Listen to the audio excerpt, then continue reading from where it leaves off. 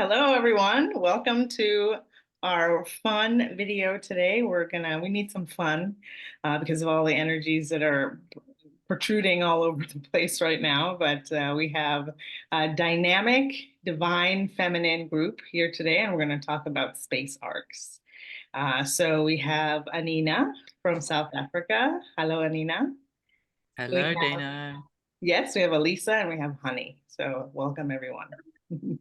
Thank you. So today we're going to talk about space arcs and what they are, where they came from, a lot of little avenues of information and interest. I know I've watched some videos about them, and it was like 2 years ago, so they almost fell off the grid, off the talking points. But it's good to bring it back and to revisit because there's a reason for them. So we're going to go ahead and start and ask the very basic question, what are space arcs? So any of you can jump in. Okay. Go ahead, Alisa. Well, it's pretty much in case of a planetary disaster, these ships were created, and they are arcs. They're also time capsules. You know, they hold on to a lot of information, whether it be digital or technological. They hold it in case of disasters or not just disasters, but to bring in a new world. Okay, and it's like a time capsule. You can open it up at a certain time, and the information within it will benefit the whole. Okay, and that's what these are. And I'm aware of 9 of them. Okay, they are massive. Some of them are bigger than states. Okay, like I'm aware of one over in Crimea, that the Russians were trying to get access to, and that one there is, oh my God, I can't even. It's like 30 miles. This thing is huge.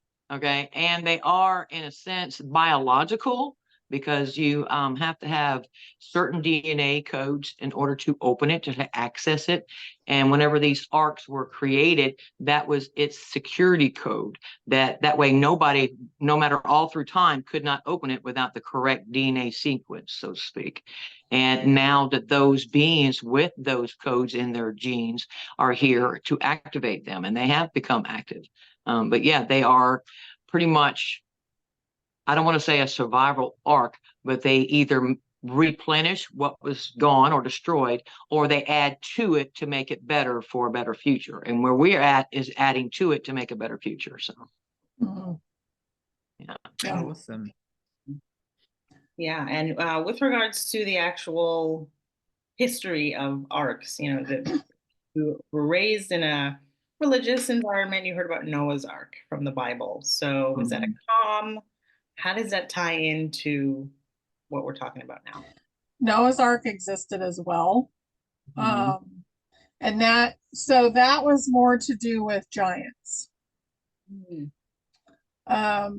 But it existed as well. Is the story exactly the same? I don't think so. But it also, we had a huge boat. It is in Turkey. And there is a story, I feel like, that's been slightly skewed that goes along with that boat. But as far as the DNA and everything, that's usually in the arcs. So I feel like they almost merged the two stories. And the giants were basically part of the whole Atlantis thing. Like when they knew they were in trouble and we were going to have the great flood, they had a boat. And this was because they were intuitive enough. Noah was intuitive enough. And maybe that wasn't even his name. Yeah. But he was intuitive enough to build a boat. But that doesn't mean that they actually repopulated the world with that boat. Right. Yeah. So Yeah, that's another thing. Yeah. Yeah, whether that was actually the story or not. But I believe arcs can be underwater, like a lot of them are underwater, right, under the ocean, and that they've been waking up, so to speak. Now, I've been thinking maybe that's not waking up, that's just us maybe rising in vibration, that we're actually becoming aware of them, because perhaps they exist in a higher frequency. And then yeah, that they are unique, so they have a kind of a captain, and that that person is uniquely designed for that person and no one else. So only their DNA can open it or operate it. And that some people are sort of awakening to this realization that they do hold the keys to some of these arcs, or an arc, and they're starting to wake up and they're starting to get the memories. And I don't know how many there are. Alisa said there's about 9 around the world. Maybe Those are the there's massive ones. They're smaller ones, but those are the massive ones. yeah, like state size. Yeah, like state size. Because the one that's in Crimea, that's about 30 miles, so that's not like a state size. But those smaller ones, like Noah's Ark, you know, there was not just one, there was many that were built and done at that time, these smaller crafts. And that was to take the people from that time and move them forwards, not just Noah's family. You know, but yes, they were not as advanced as the arcs that we are aware of, but they were advanced. And because you think about whenever they're talking about Noah's Ark, 2 of every kind of animal, you know, I mean, how do you put that on a boat that he's decides that he's telling in the Bible? That's impossible. Okay. And so it makes more better sense that there was some kind of a laboratory there, science room that has all the DNA, like Honey was saying. That these arcs do hold DNA of all kinds. And you can understand that's why they want to get access to it, because it has DNA in it that we are unaware of and they don't have access to, that are different races that have not been combined in as of yet. Because it's like an experiment. It's a scientific place that where they could do all the genetic facility. That's what I wanted to say. A genetic facility, yeah. It's like And a there is one living down there below library. Africa too, Anina. You remember Honey and Dayna, whenever they had that weird anomaly, that pulse that was coming out of Antarctica? Yeah, the And dark. yeah, there's one down there between South Africa and right into going into Antarctica. That's the one you were speaking of, Anita, about under the water. That is definitely one of the most massive ones. It's probably about the size of Texas, if not bigger. Okay. Sure. And because it got woken up and interfered with while it was awakening, so to speak, it was sending out these pulses. Okay. And the only thing that I could say was either a distress call or an activation of the core. But most of the cores, they have like a neutron source. I know that that sounds a little odd, but it's very powerful. And what it does, it puts off its own heartbeat, if you want to call it that. And a lot of these ships and arcs and so forth, their engines sound like harmonics. You know, like we hear an engine like this here, but it sounds, it's harmonic. And I know that because whenever I went onto the ship, that mothership, I could hear like elevator music everywhere. And I'm thinking, hey, they listen to elevator music. And they told me it's not elevator music, that's the engine. So I thought that was really, really cool. Yeah. I was just thinking just yesterday, you know, the way that the traffic, the noise of the traffic really gets to me. And I was thinking, what a awful sounds, you know, like these trucks and bikes and all of these vehicles are making. Imagine they could make beautiful sounds. I was just thinking about that yesterday, and it's exactly what you're saying now, because it actually kind of interferes with your frequency, the harmony, like hearing like all these trucks and bikes, and it's kind of a very low frequency, irritating kind of sound for your psyche. So hurrah to that. I can't wait for us to have cars that sound like beautiful harmonics. Yeah, because we're supposed to enjoy nature and the sounds and everything that Mother Gaia has, and all of these different mechanical sounds disrupts that. So I do know that we're going to go back to these harmonic type sounds. It's going to be more pleasing to the soul and to the environment, you know, and like the roads, you know, getting rid of the roads so that that vibration and that sound is not forced into Gaia, you know. So I do know that they'll replenish a few of them, but for the most part, they'll be gone. So. Fantastic. Some of them might not make even a noise at all. Some of them may just be quiet altogether. Absolutely. But it's amazing that you're saying the largest one is in Africa, or just, you know, south of South Africa. There was something, I saw a video of something that they caught in the ocean that was pulsing, and they were thinking that this may be, you know, some tectonic plates or whatever. And it makes sense that it was actually an arc that was, as you said, signaling something. Yeah. Mhm. No. Yeah. Wow. They're beyond the Fantastic. ice walls too. So we don't just Yeah. have them within. And there's so many more ETs out there too that are just in the process of communicating with everybody that's out there. Mhm. It's kind of like it's like a living library. So the Akashic Records is like, that's the records and it's all written in light. But Mhm. these arcs are physical. So they have DNA records for everything. Mhm. And they're made of plasma, I believe. So they're very intuitive. I guess you just have to think something and then that's what the Ark do. Honey, quick question that I can't help asking you. Are there any of us that hold the keys for an Ark? I get no. Okay. To ask. Yeah. And I also get if there was, it wouldn't come through because it's not safe Yeah. at this Right. point. Yeah. Yeah, that's a very coveted item right now if they can get a hold of the people that has the correct DNA.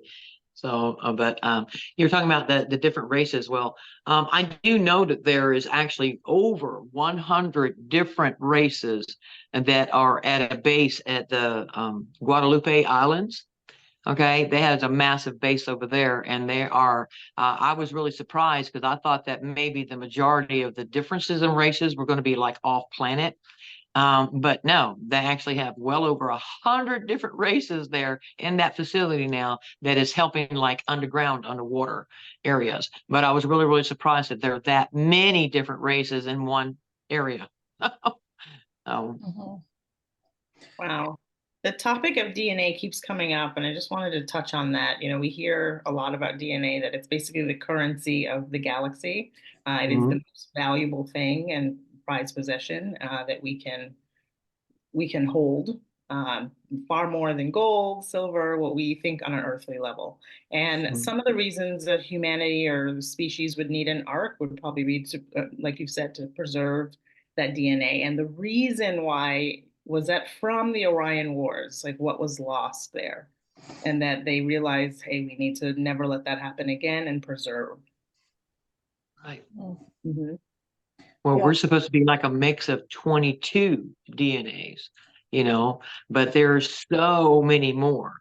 Yeah, and it just blows your mind to think that we actually have 22 different DNA races within our system. So that tells you that's how many abilities, secrets, identities, lives, experiences, and everything that we've gone through that was placed into us to help us go forwards. And as it gets activated, these different things will come up. Like, look at there, I have this ability, or I remember that.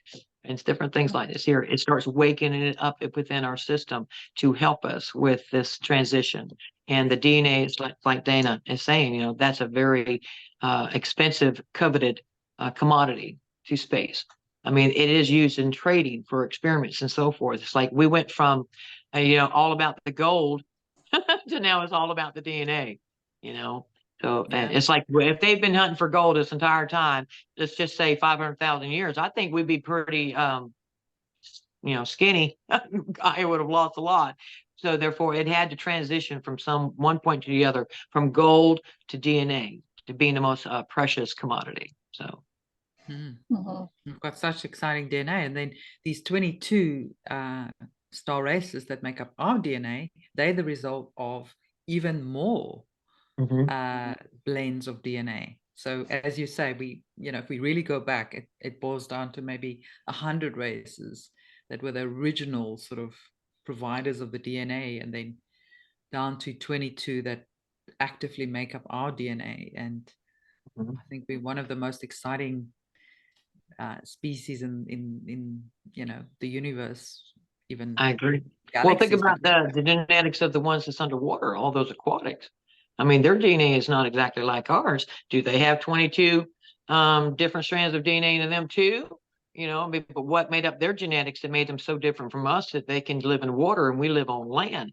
So, I mean, they're also part of this. Their DNA is also coveted as well. So you think about all of this stuff that's going on the surface, but nobody's thought about it going on underneath the water. A whole different world. A whole different world, exactly.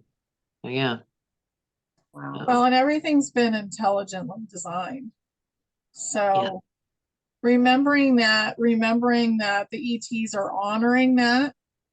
So if you're in the 5th density or above, they're honoring that, and they're not stepping on, basically they're not creating karma as they learn. Whereas 4th density was creating all kinds of karma. Yeah. And now that 4th density is separating, we're going to experience a lot of different things. So I'm excited to see who's in the ocean, because I feel like that could be the first contact. Let it be me and Aquaman. I'll volunteer. That's funny. Or that movie Abyss that you posted on your Telegram, honey. Yeah. Great disclosure. I think there's several species in the ocean, and they come in all different versions too. So mermaids do exist as well. Absolutely. Yeah, because they have already let us know that, you know, there's an ocean 8 times the size of the ocean that we have underground, you know, and there's absolutely life in that. Absolutely. So, and I would think logically that would be a perfect place and safety, so to speak, for these aquatics and these mermaids, you know. So, but yeah. But they're actually also from Sirius B, right? That's kind of the origin. All the aquatic mermaids? being. Yeah, aren't they? Some. I know the dolphins. Some, not all of them. Some of them. Right. Yeah. I do know that the dolphins were a gift from the Palladians, I believe, and the whales were a gift from Neptune. And it's kind of like if there's a planet out there where people came from monkeys, then and they would take their ancestor, that original version, and adapt it into on another planet or another environment to see how it progresses. So that's what I think is going on there with that. So they want to watch their ancestors become what they've become. So, and they plant these in different places to see it. So, but I definitely did not come from a monkey, and no disrespect to monkeys. But they talk about the so-called hominid that was here that they started mixing with. The Anunnaki was mixing with this here so-called hominid. No, that is not true, because whenever they got here, the Terrians, who are the original inhabitants of Gaia, okay, that's why they're called Tartarians now, but they were Terrians, and that's who they used to mix the DNA with to make their workers and stuff. These people weren't dumb, and they weren't cave people. These were intelligent beings. They did everything more spiritually and energetically. When Anunnaki came in, it was more mechanical and controlling. So, and that's why they were able to take them over a little bit easier. But because they rebelled, because they went from living a very peaceful, calm life to now you're a slave, and therefore they rebutted. I mean, they revolted.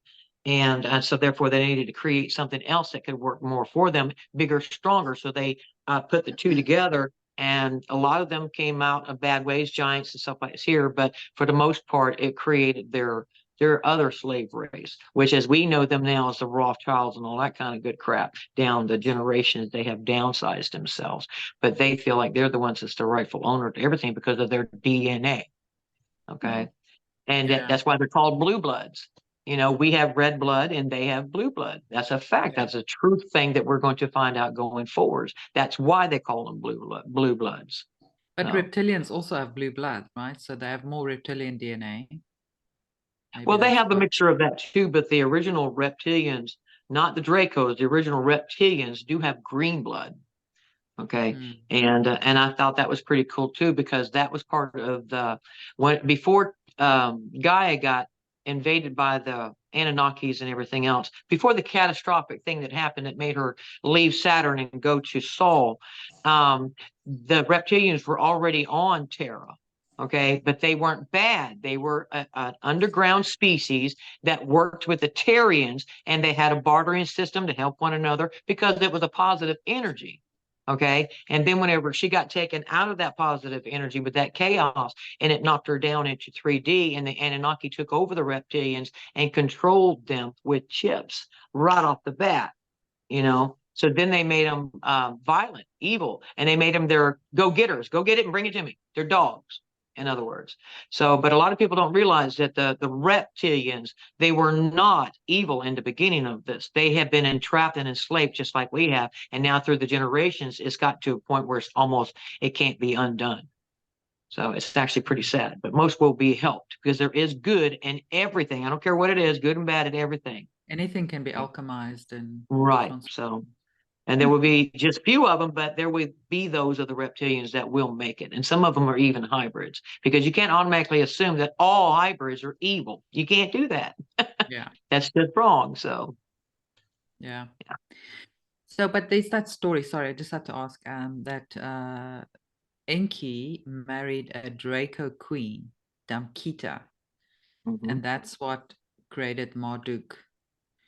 And because of the Draco reptilian dominancy of the DNA within him, well, not only that, but he kind of went, you know, a bit crazy and got high on himself and turned into what we know as Satan or Lucifer. I get Wow. that. There's a story. So it's a story, there was experimentation done versus, you know, sexuality happening there. Right. So it had to do with experimentation and science and pollution of the lines of royalty. So there was a lot of stuff going on there that was basically hidden. Yeah. Yeah. So, I mean, they had to splice that in order to make it work, because they do have genetic abilities, you know, they've proven that. It might not be mastered, but they do have the capability of doing that. So, and that's where you get your story of Adam and Eve. You know, they were created. You know, a lot of people want to think, like the Bible, that God created them. No, they were created in a laboratory. Okay, that we call a garden. You know, but they were genetic experiments. And Lilith is true. She was the first one. Eve was not. Okay, except that Lilith she was a dominant woman. So, and she didn't want to play the lesser role. And that caused some problems. But then whenever they created Eve, then Lilith was willing to comply because she didn't want to give up her role. And pretty much she changed her whole persona and everything about her. She became a good person because she really wanted to be the mother of life. You got to think about that's an awesome role, you know. And but the bad guys has taken it to know Lilith was bad. She spit on the man, all that kind of good stuff. And then he went to Eve because she was submissive, you know, which that is just trying to trigger us in our mindset that this is how we're supposed to be. No, Lilith made a mistake because she didn't know how to do it, and she was frightened. Everybody gets confused, but whenever it got put on the line and she realized that she was giving up that role of being the mother of everything after that, you know, she complied willingly with honor. So I don't want nobody to take that from her. Lilith is not a bad character. She's like most women. They had a decision put in front of them, and then she had to make that decision with her own feelings and emotions, so, and understanding. So Things were so different back then, you know. Sorry, we're getting kind of distracted now, but you look at some of the goddesses. I'm sorry. There's a goddess of sex and war and, you know, all these things like, whoa. Right.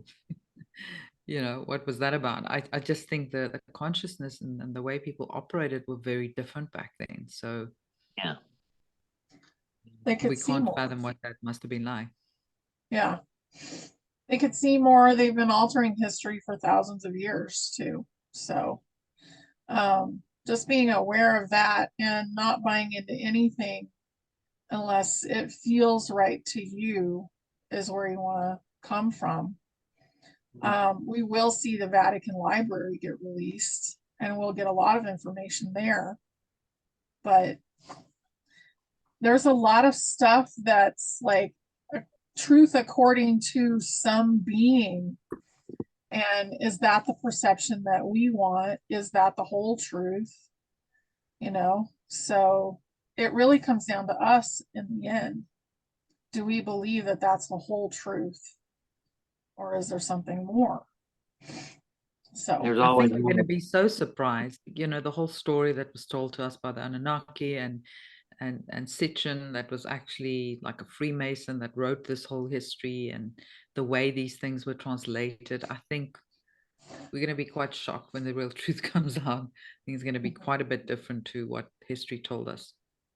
I agree, because you can think about, you know, before we found out this information and now we know it, it woke us up. Whether or not we choose to believe it, do we go forwards and do research on it the best we can? So that it's the same thing that's happening to everybody else. Are we going to accept this information because it is coming? You know, and it's better to give this information to those who are at least semi-awake, because then they can absorb it a little bit better. But because most of us, when we found out things about children and stuff, I don't think anybody was an exception to the rule. That's a lot. No way. You know, it was a shock to the system. And then over time, with this information coming out, just like we're doing now, it helps people absorb it better instead of fighting it, because their DNA is waking up. And that's another thing, like Dayna was talking about. The DNA serves so many different purposes. A sound, a picture, a number, a place can trigger something in your DNA. And just like all of these shows that we do, these are the wake-up calls. These are the trumpets. That's what we are, ladies. We're the trumpets that's putting out that frequency that's activating the DNA and all that we touch and talk to. And we don't even realize it. You know, some people can just do it in a touch, or just a simple word or something like this here. But you don't realize the information, it opens your mind. So how did it become open? Because something in your DNA got activated by something you heard, seen, or partake of, or was a part of. That's the purpose of what we're doing now. We're walking around, waking up all kinds of DNA. So thank you, Dayna, for your contribution to waking our DNA. Bring it on. Bring it on. That's right. And all of us watching too. To circle back to the locations of the arcs, just to make sure we're looking at that. Not that they need to be known, but we can guess, you know, since we're talking about them. We talked about Africa, just talking of bringing in those unknown lands that we talked about in our discussion about Africa, and the Marvel movie, Wakanda Forever. I think, honey, you were able to watch it recently. Lots of sure. Would that be a location for one of the arcs? Where? Really? Okay. It's not in Wakanda. Wakanda has that vibranium, and Wow. there is massive advancement there that's being hidden, and it's very deep in the jungle, just like the movie. Right. I feel like there's a lot more to it than the movie actually disclosed. Right. So, I agree. you know, they have the med bed, so they may actually have a lot of ET contact as well. But it doesn't mean that there's an arc there. I don't get that there's one. There's not a large one, but there's just like there's that 30-mile one that's over in Crimea. There's other ones that are that 20, 30, 40, 50 miles long. And yes, in Wakanda, they do have one, because they even showed it in the movie, how they had the laboratories and everything else that they were doing, trying to help with the technology that they have. That was done within a facility. Now, but there is an arc there as well. The larger ones are for the major events, but these smaller ones they come in for the local reasons. Just like that one in Wakanda, that one was put there for that particular reason, for that spot. Okay, and the one that's in Crimea, the same thing. They're just smaller arcs. So, but the massive ones is the ones that's going to really ultimately surprise people, because it's going to look like a small moon or something coming out of the ground, or manifesting outside of the ground. So they are absolutely enormous. And we're talking, oh my gosh. I mean, I know there's one bigger than Texas, but there's also one that's about half the size of the United States. You know, and I know that the one that they have up in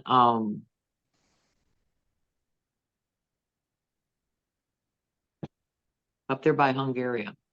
Romania. They have one up there in Romania. Romania. Okay, because I actually got to see that it was being tampered with by 3 Russians, 3 Americans, and 3 Chinese men. They were trying to get access into it, and they were using sort of like a bomb or something that's going to ignite it against the wall to make it open up because they couldn't get it open. Well, it counter-reacted to what it was being threatened with, and it killed them, you know, and it's like only 3 of them got out of there. But because it shocked them, because that's its defense mechanism. But whenever they did that, they disrupted what was on the inside of it. And there happened to be a giant, a chick, okay, her name is Hunansag or something like that, but she was in one of these stasis chambers. And what it did, it actually set it off to where it triggered it and she couldn't get out of it. Okay. And she was actually turning bluish color because I can see her. She's like, you know, almost a 20-footer. And she's trying to get out and get help. And of course, the ant people and the Mayans actually came in. And the Mayan people is the one that had the DNA to get into that ark to help her. But once they walked out, it was sealed again. But she was taken to Tartaria because she had the problems being in that stasis chamber whenever it got deactivated or messed up by the guys that were doing the bomb thing. But I thought that was pretty cool that I was allowed to see that. And she definitely is an Anunnaki, okay? But she was a scientist. And whenever all this stuff was going to go down, they were told, certain people knew, get to these arks, you know, save yourself because this stuff is going to happen. Okay. And she happened to be in that one up there in Romania. And that's one she got into. But she's the only one that got into that one, believe it or not. I thought that was very surprising considering this thing, you know, is, you know, state size. And she was the only person in there. And that's because it was in the stasis chamber. But she is a scientist, but she is well. And so she's in Tartaria. So, and she looks like something out of a X-Men movie or the Marvels movies because she has that the bodysuit of like they see in something on a spaceship. But she has long black hair. So, and she's very huge. She's 20 foot. So, and I actually told her to remember my name. So.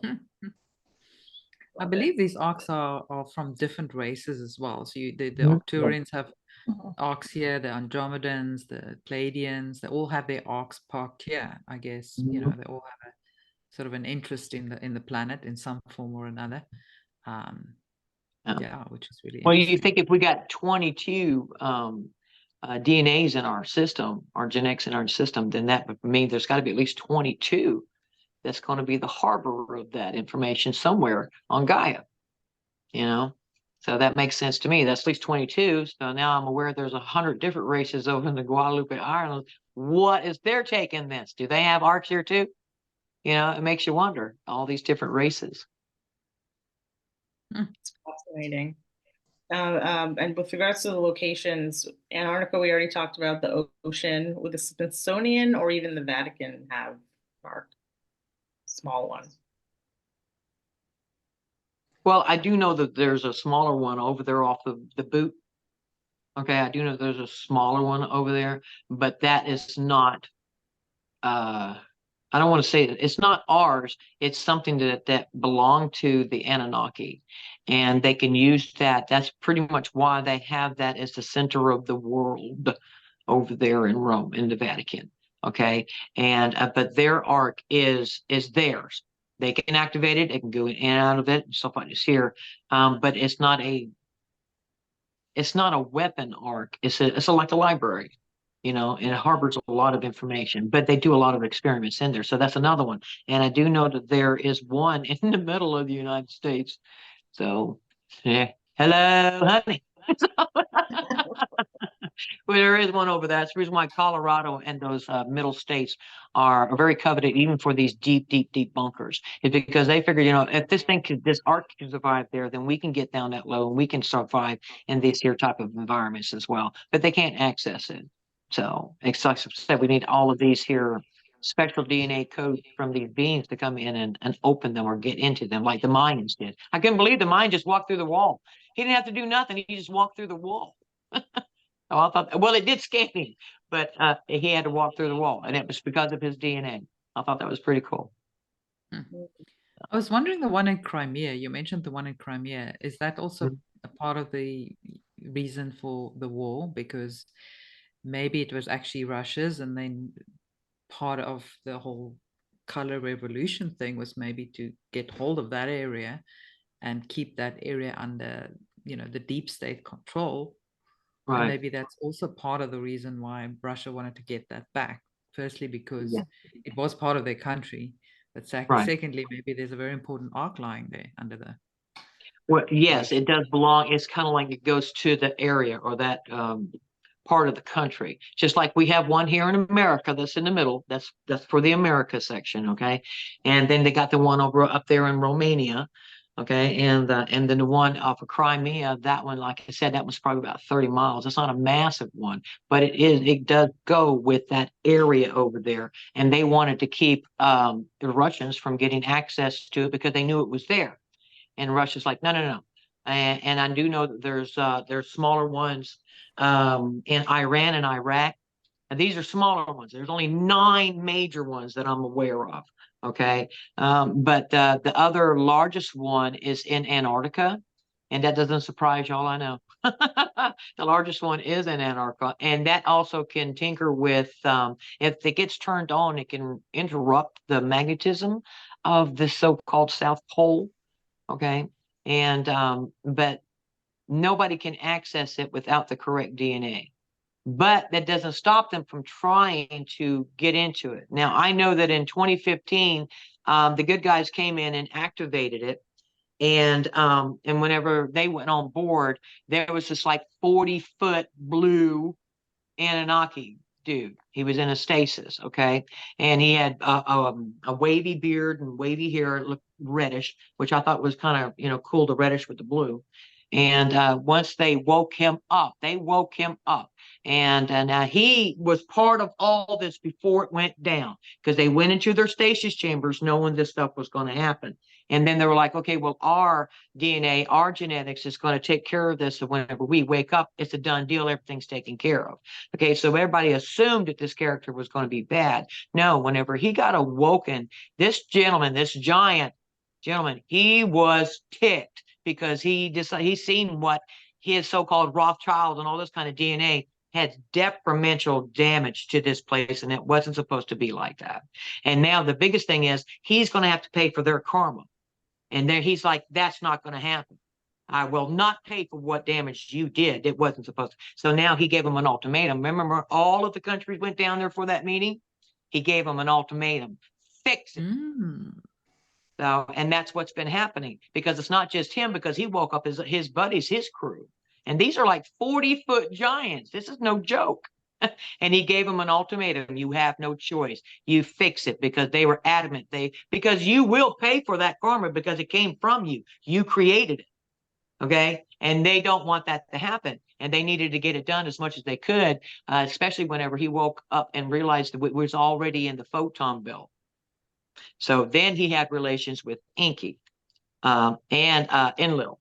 We need to fix this. Now, Enki went after Enlil. Enlil is gone. He is dead. But it all came down to commanding and making sure that they didn't pay for their karma. Now, the Rothschilds and stuff, that's on them. They have some severe karma on them, and they will pay for that. But the ones who's helping to fix it, that's fixing their karma. Okay. Interesting. I heard about that meeting in Antarctica. All the world leaders were summoned. I was quite confused about that, because it was the cabal and the white hats basically gathering together for this meeting, this very secret meeting. Right. Anything else that you can fill in on that, Alisa? Well, I do know that caused the ball to start rolling even more. And I don't think it's a coincidence that all of that went down in the beginning of 2015, and then Trump announces his presidency. Okay, he's going into the 2016. Okay, this is whenever the ball starts rolling. Okay, and as we can see, ever since then, there's all kinds of different things that's happened. But you can't just, it's kind of like they just can't do it in one swoop. That's too catastrophic. Too many people will lose their lives. And therefore, that's going to cause more karma, because you did not inform them. Okay, so what it is, you have to allow them to wake up on their own. That way they pay for their own karma, and you don't have to pay for theirs. You've given them the chance to wake up. You're giving them the truth now, and it's their choice, not mine. Okay. And that's what's been happening. How many of us is going to wake up? How many of us is going to accept that truth, do the research, get out there and talk about it to help clear this pathway for those who are willing to wake up and join and accept that truth? So, and I'm really, really pleased that this gentleman, I'm going to call him a gentleman because I have no other thing to call him. I'm really pleased that he put his foot down and said that they fixed this shit. So, and gave him no alternative. So. Sorry, I just have a burning question. So couldn't they just go back to another place via the Stargate when all this catastrophe is coming to Earth? Couldn't they have escaped through Stargates? Yes, they could, but whenever it all happened abruptly, like I said, a lot of them got trapped in here, and a lot of volunteers got trapped in here too, because they chose to stay here to help because they knew that there was going to be a way out eventually. Okay. And so, but the portals were shut down to make sure nobody could get in and out. Okay. And this is whenever it got sealed, the dome got put on here. Nothing could get in and out of those portals. And then lo and behold, the Greys shows up. And the Greys and the Archons had so much advanced technology that they were allowed to open up one of them up there near Mount Meru, honey. And that gave them access to come in and out. But then it was like we're going to say the Anunnaki and the Reptilians became the hunters of us at that time. When the Greys and the Draco came in, they made everybody their bitch. And they could not let out. They would not let the Anunnaki out, and they would not let the Reptilians out. Because now you're our slave. The hunted being the hunter. The hunter being the hunted. So, and therefore nobody could have access to these here portals. And all of these people talk about the secret space program and how they wrap. No, I beg to differ. But I do understand how they're saying that. Just a quick sum up so you'll understand what I'm getting at here is a dome. You think about a half a bubble, right? Complete half a bubble. That would be a full dome. Okay, we don't have a full dome. We have what's called a quarter dome. So it's going to be a quarter of the size coming down. Well, how tall does that ceiling have to be to cover the entire 100,000 mile circle? Okay, well, think about a hand on a clock. Okay, it's this way. Okay, and there's 50,000 miles on each side of you, right? It would have to be straight up and over. That would give you that perfect dome, right? So that means that dome was 50,000 miles up if it's a half a dome. Well, it's only a quarter dome. So that means that our ceiling, our roof to this dome is 12,500 miles. So they can do all kinds of flying around and all kinds of crap up there, and we would never know. So, and that's another thing they haven't even told us. How do you cover a span that big and still keep the coverage to it? It would have to be 12,500 miles high in order to do it all the way across. Otherwise, it doesn't work. And it's called a quarter dome because I know they told me it's a quarter dome, not a full dome. But there is other domes. There are domes underneath the water. That's where the aquatics come in, blah, blah, blah. But a lot of people don't realize this particular dome cannot be taken down by nobody except God. Okay? But that's the way that goes. But they do have the technology to make these domes. So where do you think there's other domes, ladies? There's domes on Mars.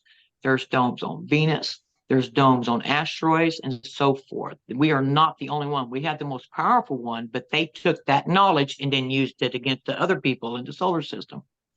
So, and I'm thinking, see, it's not just us, but all of those have come down.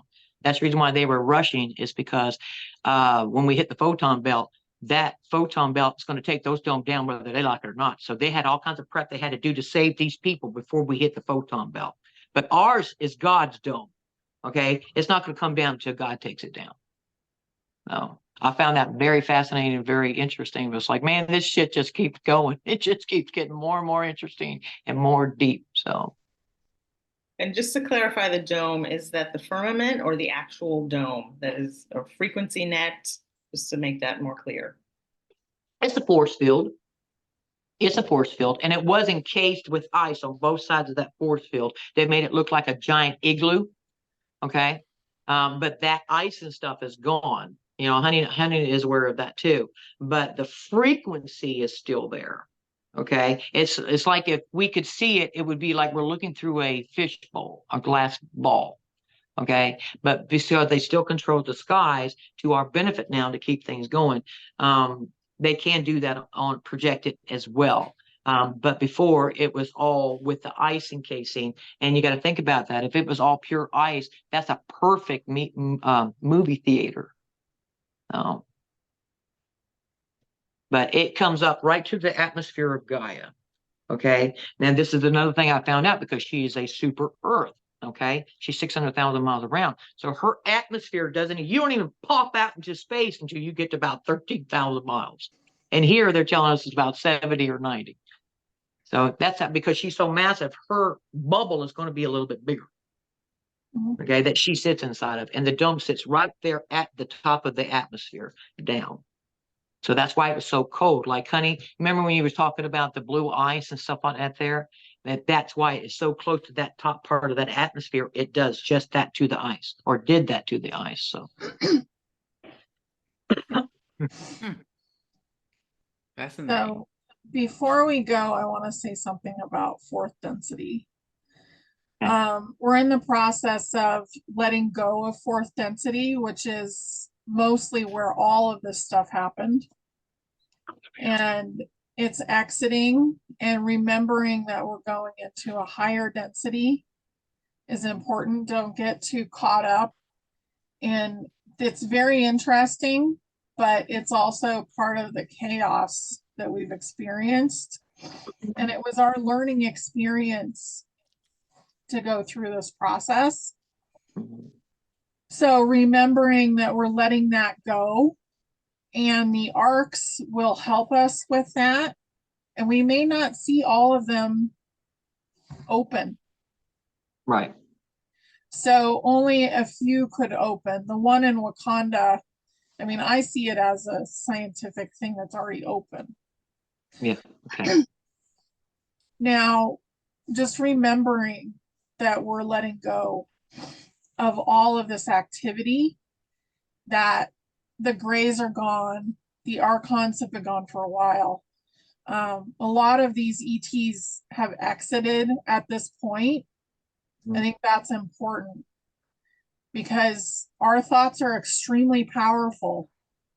So we want to let them exit so that we can go into the next process. And the energies have completely changed at this point. And it's absolutely beautiful, the amount of drama that we've gone through to get to this point, but we're there. So we've entered the age of Aquarius at this point, and that happened yesterday. But we're kind of in a huge shift right now. And we can see this as the history of how we got here. So it's a beautiful thing. And we could get upset about it, but I would not get upset about it. If you're feeling stressed by the conversation in any way, it's something that's over.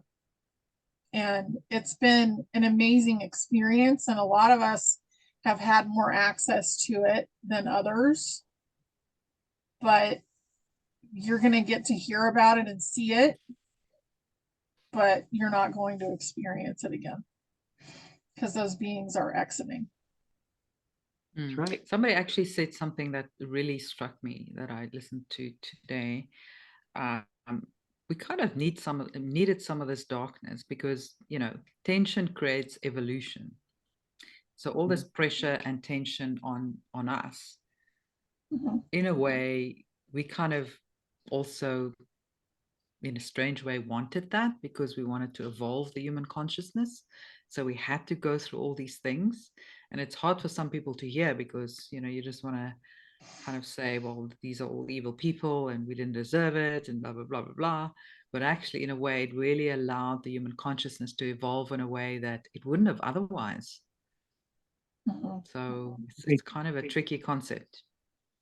Well, for me, it's kind of like, you know, I got to see it and be there. And one of my in the future, and I was asking, you know, well, how did this happen? How did we get here? And it's like I got sucked back It says, now I'm going to show you how it happened. I'm like, and that's what we've been going through. It's showing me how all this happened. And I'm like, I can see it. It's like I'm in the movie. I'm in the soap opera, you know, and I seen the end result of it. But then I asked that question, how did it get to this point? How did we do this? Suck me back. Now you're going to show you how we did it. And I'm like, okay, so I got to keep reminding myself of that I already been there, seen it. I know it's real. I know it exists, but now I have to go through the bumps and waves like everybody else does that got us to that point. I'm no exception to the rule, you know, but it is fascinating to see the story play out before me. And I've already seen the highlight of not the end of the movie, but the highlights towards the end of the movie. So, Yeah. The Yeah. credits It's a are beautiful about to movie. roll. mhm.